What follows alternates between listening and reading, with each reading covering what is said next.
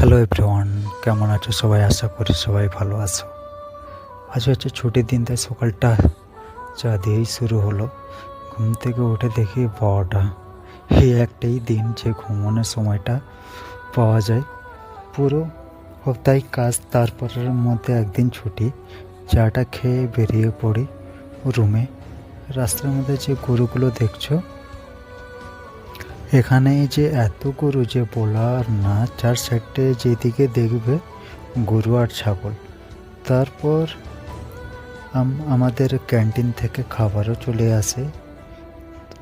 আজ ক্যান্টিন থেকে খাবার দিয়েছে চিকেন আর ভাত। রান্নাটা ভালো করে। খাওয়া দাওয়া করব, একটু বিশ্রাম করার পর ফ্যাক্টরির পাশে ছোট্ট একটা জায়গায় মাছ ধরতে যাই। 2 বালতি মাছ, এতই মাছ যে বলার না। এখানে একটা ছোট্ট পুকুরের মতো, তাই এখানেই আমরা মাছ ধরতে যাই।